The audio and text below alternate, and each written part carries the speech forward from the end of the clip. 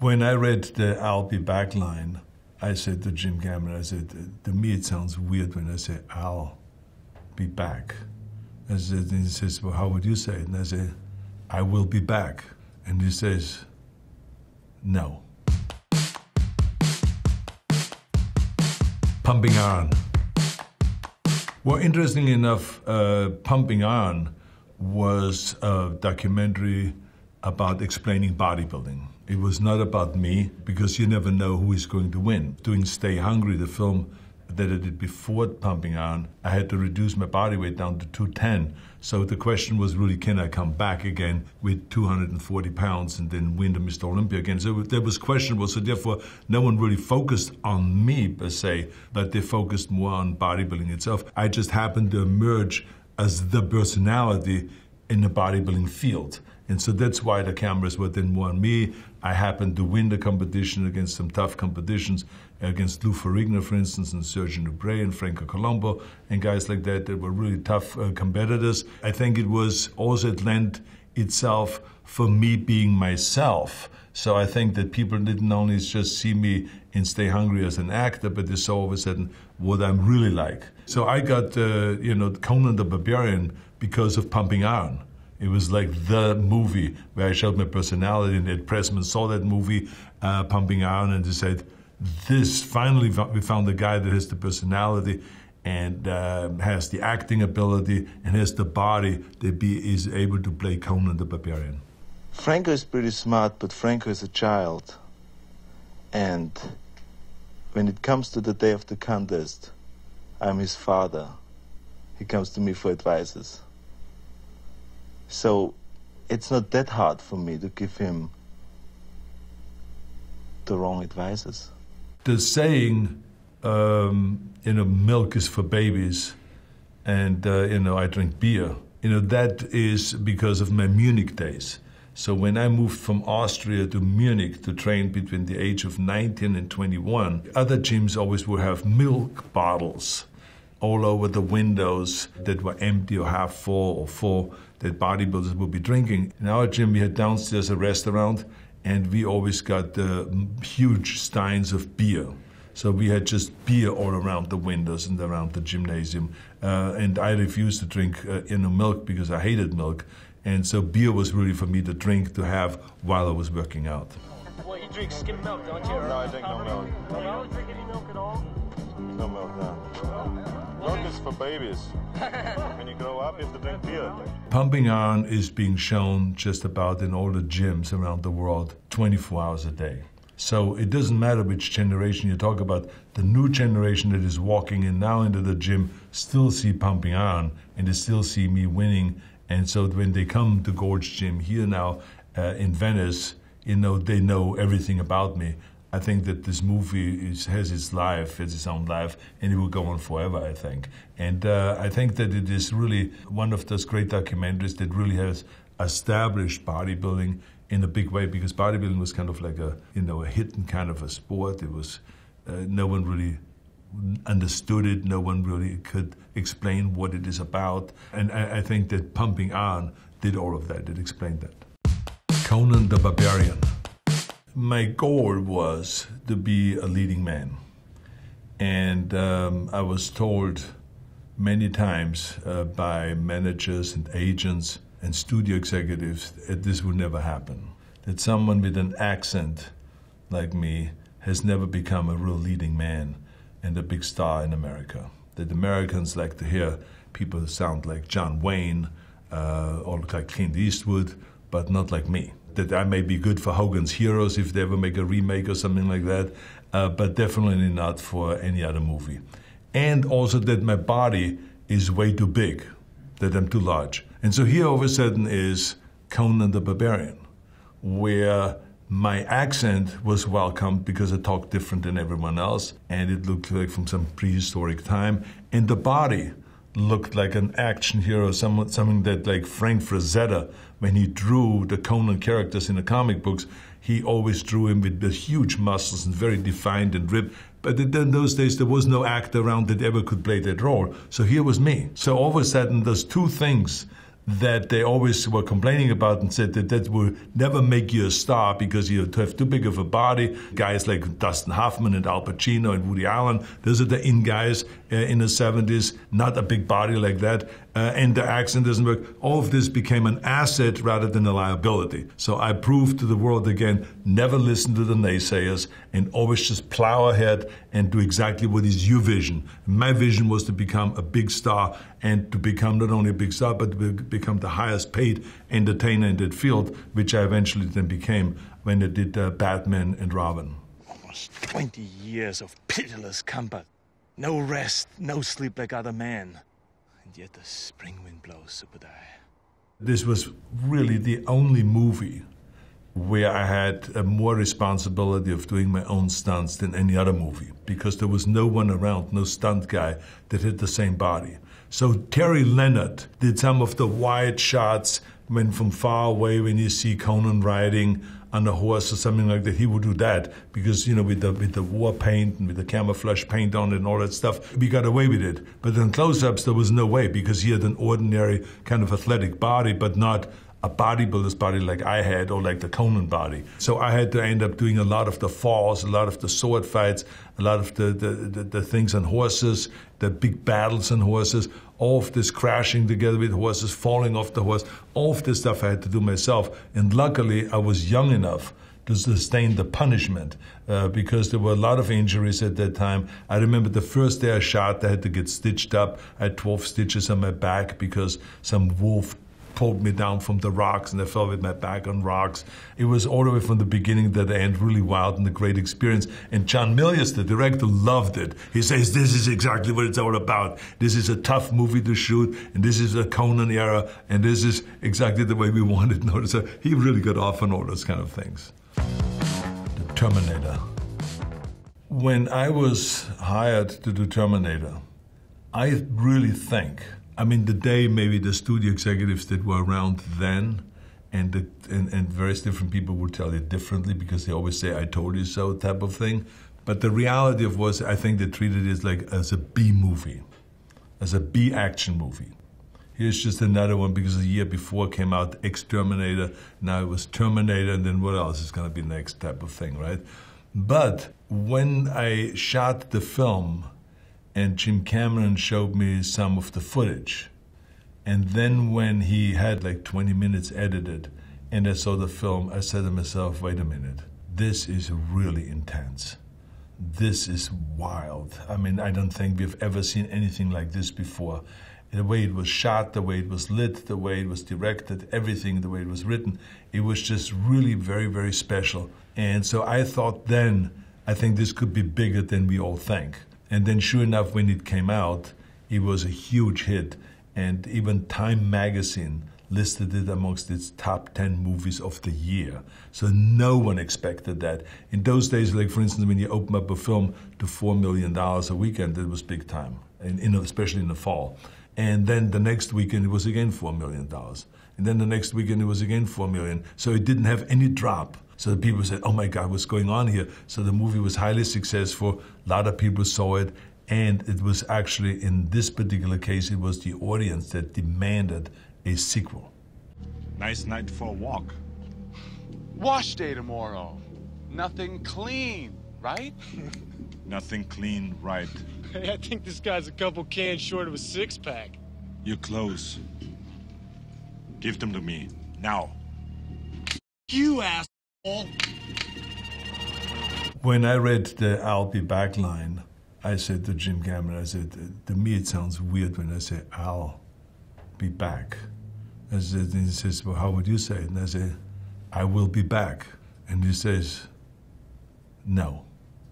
I think it sounds better, I'll be back. I said, but it's more machine-like if you say, I will be back. He says, look, I don't correct your acting, don't correct my writing, okay? And that was it. And so he says, look, we just say it 10 times in a row. I said, we just say it and say it and say it, until we get it right, and then we can pick one or the other. I understand that you don't feel comfortable with the Al and all this, but let's just shoot it. And so that's what we did. But not, first of all, I thought it was a clumsy line. And number two, I, of course, had no idea that anyone would ever repeat it, period. When the movie came out, people coming up to me and says, say the line, Arnold. And I said, what line? He says, I'll be back. And I said, I'll be back. And he said, no, the way you said it in the movies. The way you say it in the movie, that was the opposite. So I said, in the movie, okay, I'll be back. And he said, yeah, oh my God. And it was like amazing, the excitement that you saw amongst people when I said this line. And then more and more it started picking up and other people started using it. And now I think it became the most used line ever in the movie history. Look, it may take a while. You want to wait? There's a bench over there.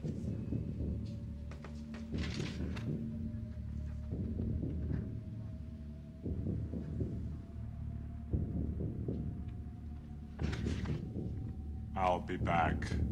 I think that we don't know ahead of time, even when I said hasta la vista, baby. I think it may be the way I say it that makes it then kind of unique, because it's like also when we did the movie, Kindergarten Cop, and I said to the kids, it's not a tumor at all. So it's like the way I say tumor and all this, like, I just pronounce chapa, I don't pronounce the ERs and all this kind of stuff. And I think that it is a lot of times the way I say it, but I don't think you ever know when you look at the script that this line will be repeated very often. Terminator 2. Jim Cameron is just a genius writer. Because to come up with this idea to make the Terminator become a protector that hangs out with this kid, and because of that relationship, he starts learning human behavior, how to be more cool, and how to high five, and and how to say certain things, certain sayings, and all this, made it very, very precious, I think, because he was trying very hard. When the kid says, he says, like, you never smile. You never smile, just smile, and I would go like this. He says, oh my God. All right, that was a good try, You gotta listen to the way people talk. You don't say affirmative or some shit like that. You say, no problemo. And if someone comes off to you with an attitude, you say, eat me. And if you want to shine them on, it's hasta la vista, baby. Hasta la vista, baby.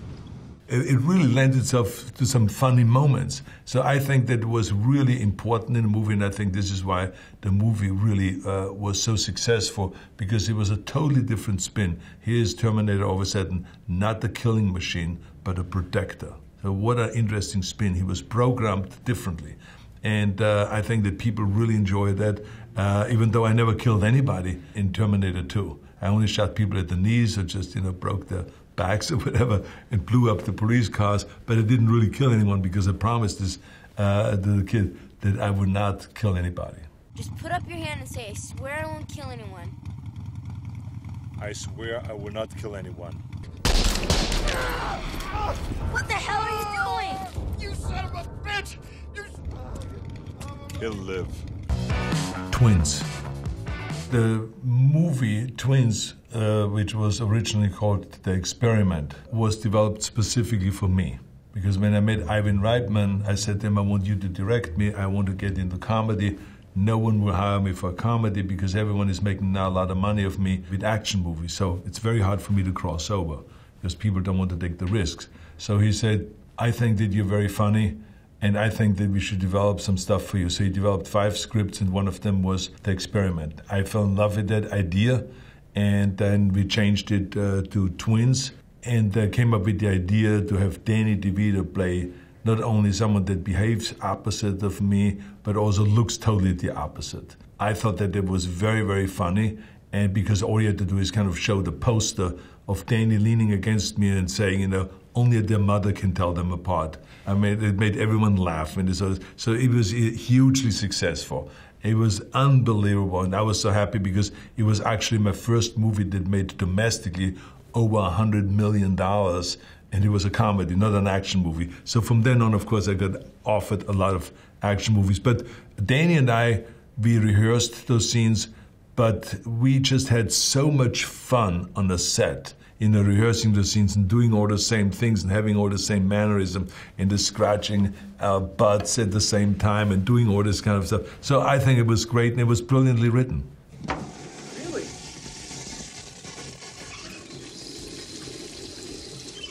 Were you nervous the first time? I was 12 years old, and she was a nun. Talk about pressure. Whoa. Kindergarten Cop. Whenever someone says to me, this is difficult, you can't do it, that motivates me then twice as much. There's nothing that we do that should really be scary because I'm not afraid of failure. So to me, it was like kind of like, okay, if people think that it is difficult to work with kids and with animals, I want to have as many animals on the set as possible and as many kids as possible, and I'm going to show them that it can be done. And of course it's difficult, but we do it. Ivan was just a genius director, and he knew how to control the kids. And then he had asked me that when it was downtime and it was time for setting up the new shot, to hang with the kids. And I think it was the smartest thing because I was not an expert with kids. I haven't had my own kids yet. This was kind of really a great way of learning how to deal with kids and how to entertain them and how to make them trust you. And then just like out of nowhere, out of all of this kind of commotion and fun with the kids, you know, all of a sudden I saw Ivan going like this, that he's roaring. And we just continued on having the fun with the kids. So we kind of were very successful with the children. They were great actors, and some of them became the great actors later on and so on.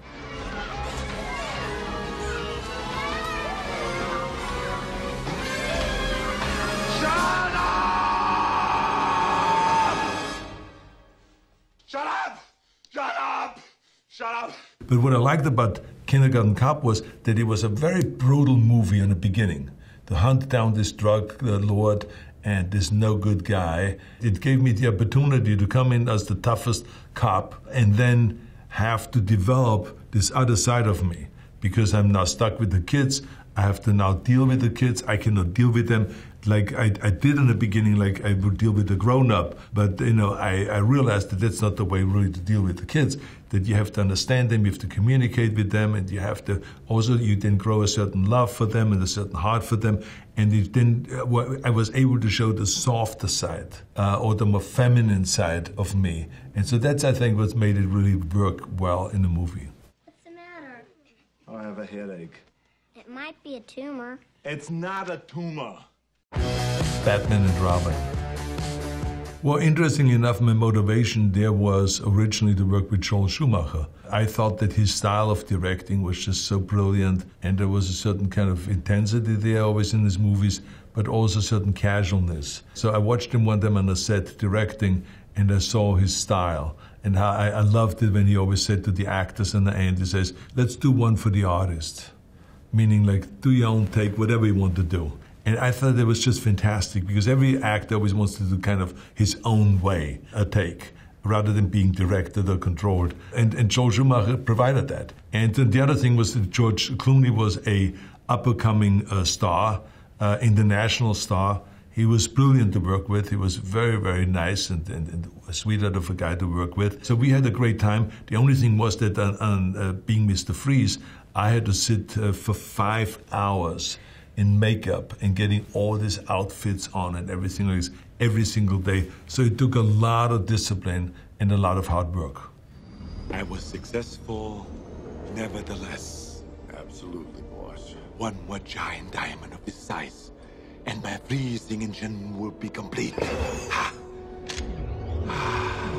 I just finished a movie, Eraser, for Warner Brothers. And they were so happy with my performance in Eraser that they came to me and says, would you play opposite of George Clooney and play the main villain, you know, that Jack Nicholson has played, that Danny DeVito has played, and so on. We have a long list of great stars that have played those kind of roles. And I said yes. When I read the script, I thought it was a very entertaining and great script. And I said yes. Jingle all the way. Well, again, I was very heavily into the idea of doing one action movie where we use the biggest guns and the biggest actions and the biggest amount of killings and stuff like that. But then again, to come back with something totally opposite, which is a very entertaining movie because of its comedy. The Christmas movie, Jingle All the Way, was one of those great scripts that was offered to me, and I thought the world of it. You know, me just running after this toy and then running in and having someone trying to do the same thing, and then all of a sudden it creates a huge fight between us. So there was action there, but very comedic action, and very touching also because I'm trying to satisfy my son that I've promised this Turbo Man toy. And so it was all about the craziness of chasing that Christmas is around the corner and I have to get it now and they're sold out and all this kind of stuff. I just had a great time doing that. And it is still today the favorite Christmas movie that people are playing. And every single December, this movie is being played on television. And overseas also did extremely well. On your way out, just tell her we'll be a few minutes late, but you shouldn't worry. Oh, she won't worry. I mean, I'm here and... Oh, these cookies! I gotta get the recipe from Les. Put that cookie down! Now! A lot of times people have me repeat the line. You know, says, can you say that line? But it's again one of those things. You know, you say it and you have no idea. But I remember just standing there and screaming, you know, put the cookie down now! You know, and people just loved it. Predator.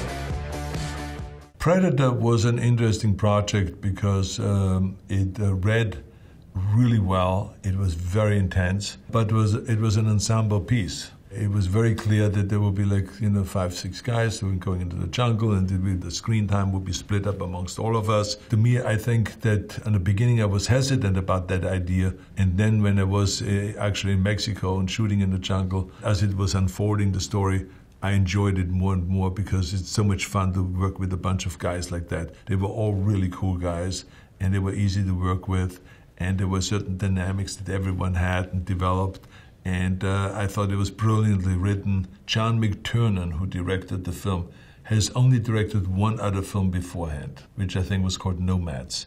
And so it took a lot of faith from the studio and from all of us, but man, he pulled it off. He was so good in directing. He was so thoughtful with the way he moved the camera to make it suspenseful and all this. The atmosphere created in the jungle with that fog all the time, that was kind of scary. And never to show the Predator until the very end. I thought that was just brilliantly done. And it was just unbelievable the amount of action that they allowed me to do. You know, and this is where, of course, where we had this line, stick around, you know, where I just, a guy came up on the right side of me and I saw him in my peripheral vision and I took my knife and nailed him through the heart and he got stuck in this pole and I said to him, stick around.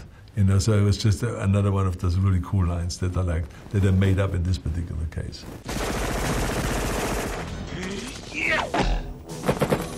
Stick around.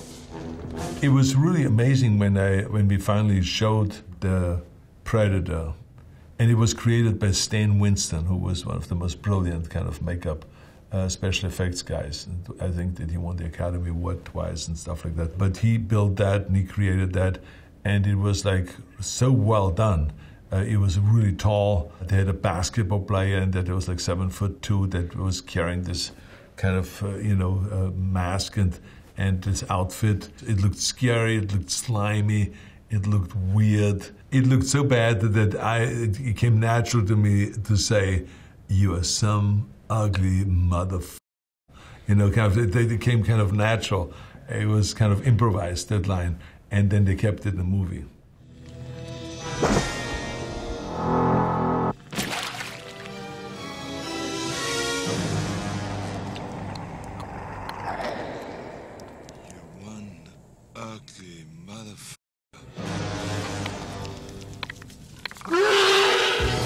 Total Recall. I was after Total Recall for many, many years. Dino De Laurentiis owned the movie and he was going to do it with Jeff Bridges. So I was very happy when Dino De Laurentiis had financial troubles at one point and had to sell some of the projects, and one of the projects he sold was the Total Recall. I called Andy Vania and Mario Casar immediately and I said, "You got to buy this project for me." That afternoon when I called them, they bought the project from Dino. And then I ran into Paul Verhoeven a few days later. It was all meant to be. I ran into Paul Verhoeven a few days later in a restaurant and I said, "Paul, I just saw RoboCop. It's unbelievable. I said, what a great job you did. I said, would you ever want to work with me? And he says, absolutely. I said, well, I maybe have a project for you. Can I send it to you? So in the afternoon, I had Karalka get in touch with him, sent to his agent the script. He fell in love with it. He came on board, and that's how the whole thing came about. It was smart also to take it to Mexico, because Mexico City it's a fantastic location, very futuristic kind of buildings and looks to it that you can use. And also, you're very free to use the city, and there were great benefits there, and great workmanship also. And I think the film came out fantastic. It was $53 million or whatever the budget was. For those days, it was a lot, but today it isn't really that much. And it opened up to a huge box office success. It almost made $30 million at the opening weekend, and it made $130 million domestically, and worldwide almost $300 million.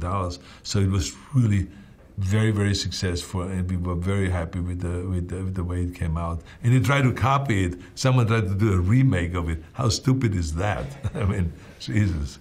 Cohagen, you got what you want. Give these people air. My friend, in 5 minutes, you won't give a shit about the people. Fire it up, Doc.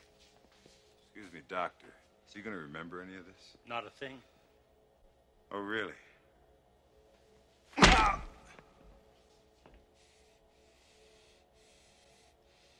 Yeah, well, Sharon Stone was a hardworking actress. You know, she really made me shine in a movie. She played this wife of mine that was doing evil things to me, and I couldn't wait to get rid of her. You know, then it was the famous scene where I finally shot her, and as they considered as a divorce. That was one of my favorite lines. Sweetheart, be reasonable. After all, we're married.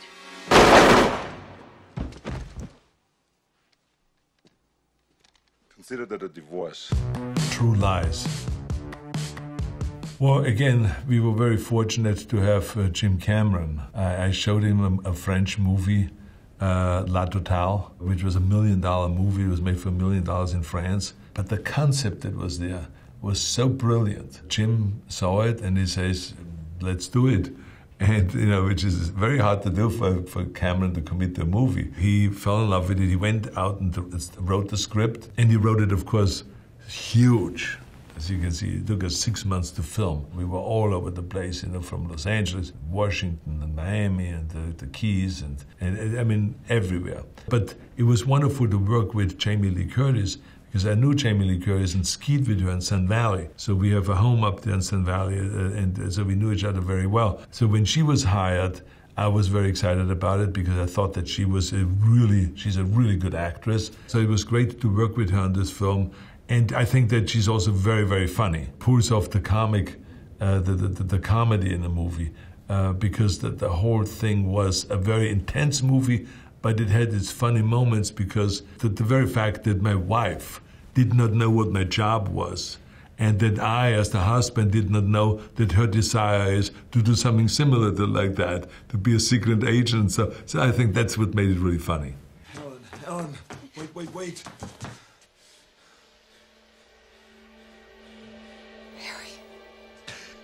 Yes, it's Harry. I know it looks bad, but I can explain.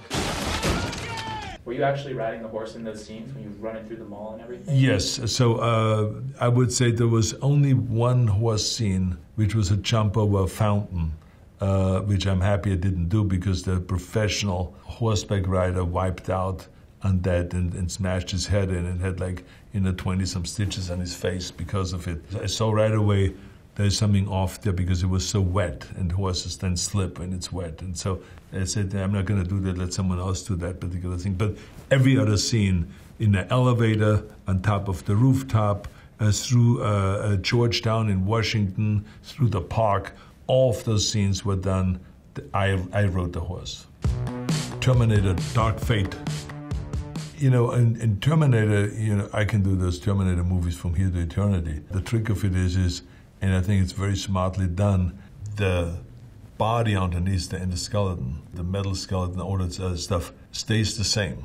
So his abilities have stayed the same. But the outside, the flesh, ages just like any other human flesh does. So that makes me get away with looking older and you know that you can do a movie like that 30 years later. That's the great thing about the writing. And I love doing the Terminator movies, especially when there is continuous growth in a character.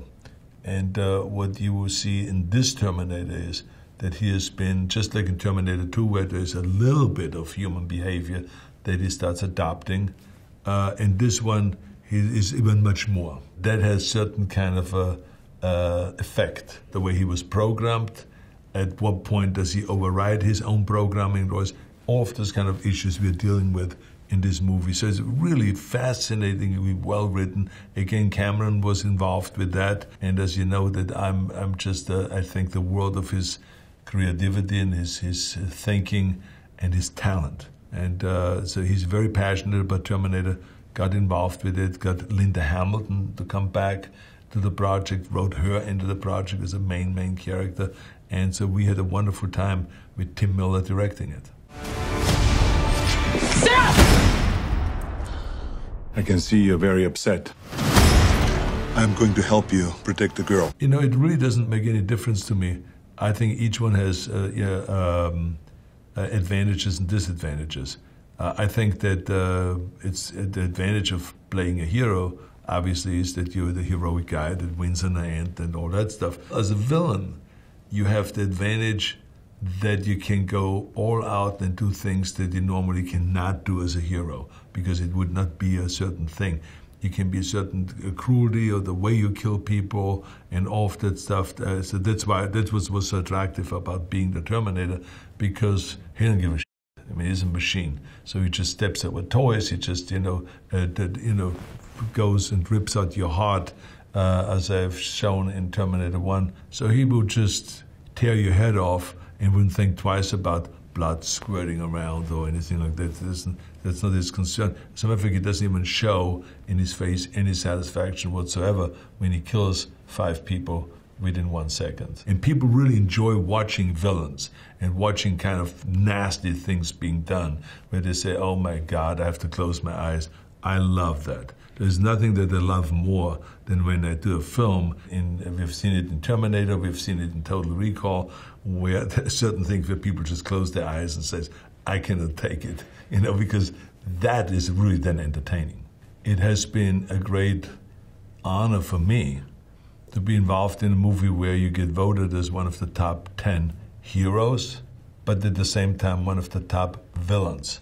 I don't think there's anyone out there that has been put in that kind of a category before. I don't really have a favorite because I don't know really what the definition of that is. For everyone it's different. I think undoubtedly that my favorite of making of the movie was Twins and Kindergarten Cop. We were laughing the whole day. It was entertaining, like being with Danny DeVito in Twins or being in Kindergarten Cop with a bunch of kids that always kind of throw you off because they always say don't work with kids and don't work with animals. But I had the greatest time working with those kids. It was really fantastic.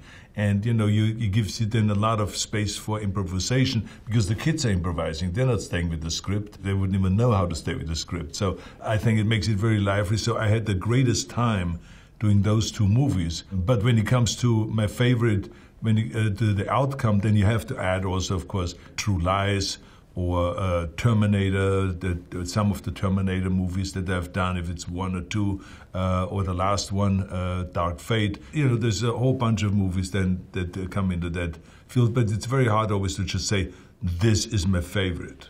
Well, thanks very much for listening to my kind of spiel about my iconic characters that I've played. If I missed any of the movies, we're going to talk about it maybe in the future, okay? Hasta la vista, baby.